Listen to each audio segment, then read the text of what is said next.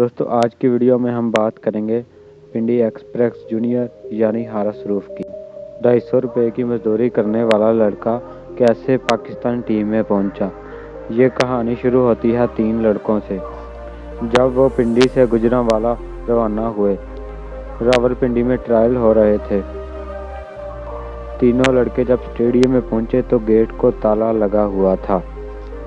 تینوں لڑکے اسٹیڈیم کا گیٹ پھلانگ کر اسٹیڈیم میں داخل ہوئے۔ اسٹیڈیم میں ہزاروں لڑکے آئے ہوئے تھے۔ یہ تینوں لڑکے ہی فاسٹ بولر تھے۔ یہ تینوں ہی ٹیپ بال کے پلیئر تھے۔ پہلے مرحلے میں تو تینوں پاس ہو گئے، لیکن آخری مرحلے تک جو لڑکا پہنچا اس کا نام تھا حارث روف۔ اس کے بعد کھلاڑی کم ہوتے گئے۔ حارث روف نے اتنی تیز گیند کروائی کہ عاقب جاوید بھی حیران رہ گئے۔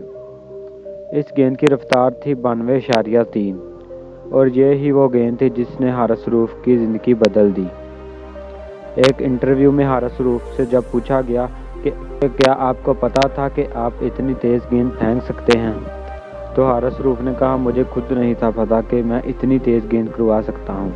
دوستو حارث روف کے والد ویلڈنگ کا کام کرتے تھے اور ٹیکسی بھی چلاتے تھے۔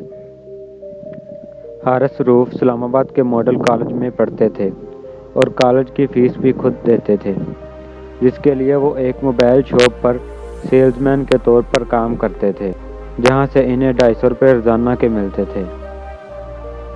دوستو پھر حارث روف مختلف شہروں میں ٹیپ بال کرکٹ کھیلنے لگ گئے اور اس کے انہیں کچھ پیسے بھی مل جاتے تھے۔ حارث روف ٹیپ بال میں حارث اسلام آبادی کے نام سے مشہور تھے۔ دوستو حارث روف کے گھر والے چاہتے تھے کہ حارث روف پڑھائی پر توجہ دیں۔ ایک دفعہ تو حارث روف کے والد نے ان کی ٹرافی بھی گھر سے باہر پھینک دی تھی اور انہیں مار بھی پڑتی تھی۔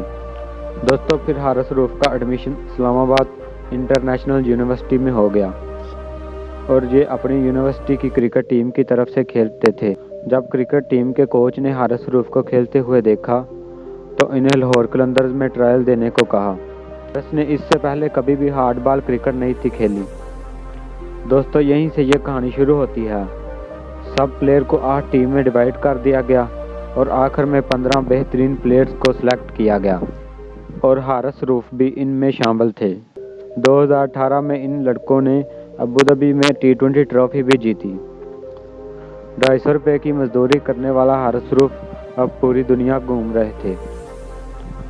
دوستو 2019 کی بگ بیش لیگ میں ساؤتھ افریقہ کے fast bowler Dale Steyn injury کے باعث ایک میچ سے باہر ہو گئے۔ اس وقت حارث روف بھی آسٹریلیا میں ہی کلب کرکٹ کھیل رہے تھے۔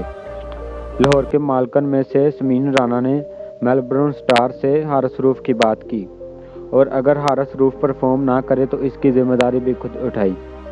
حارث روف نے یہ موقع ضائع نہ کیا اور حارث روف نے اپنے پہلے ہی میچ میں 5 وکٹ حاصل کی، یہاں تک کہ حارث روف نے ایک میچ میں ہیٹ ٹرک بھی کی۔